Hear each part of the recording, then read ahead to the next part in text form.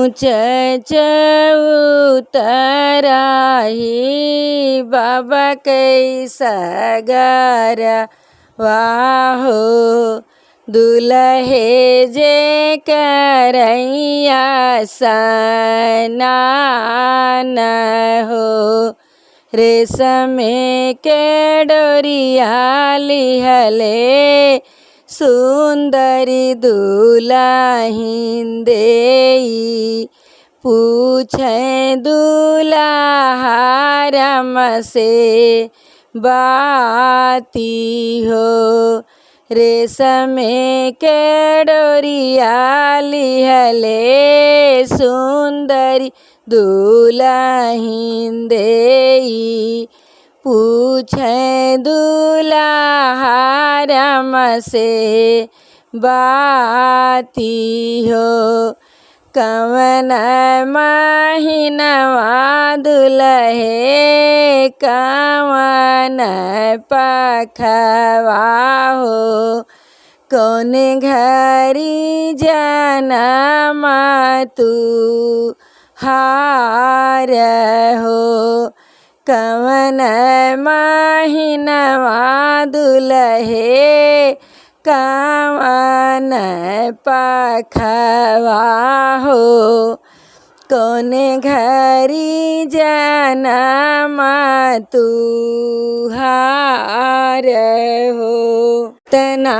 बचनी सुने दुल्हे कवने रामा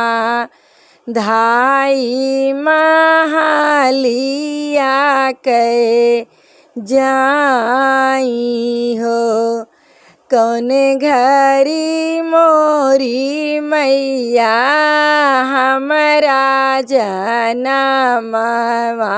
हो दियो मैया हम से बताई हो कौन घरी मोरी मैया हमरा जनमवा हो दियो मैया हम से बताई हो कार्तिक मास बेटा पाखया जोरिया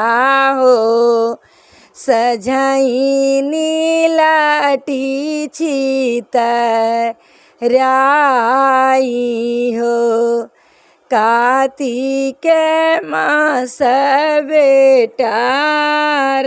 कार्तिक मास बेटा पाखया जोरिया हो सझाइनी लाटी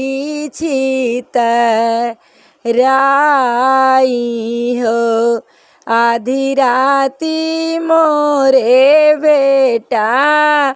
तुहरा जनमवा हो होई गए सोने न कई राती हो सासु ननदी उठी दिया ना जला वही हो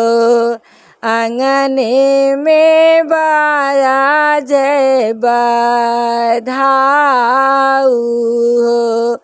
वे पिया ठाड़ा भैले ओ बरी दुआरिया हो जोड़ा जोड़ा बीरवा जोराई हो तना सुनात दुल्हे आइलै सगरवा हो दुल्हिन से राहई बतलाई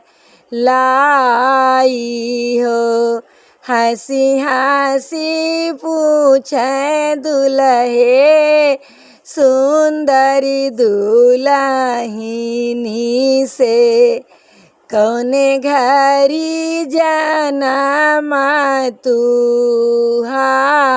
हमार हो। इतना सुनात दुल्हीन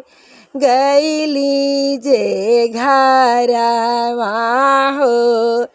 मैया से कहीं हंसी बाती हो। कौन घरी मोरी मैया हमरा जनमवा हो। हमसे कहउआर थाई हो। रात अंधेरी बेटी दिनवा जे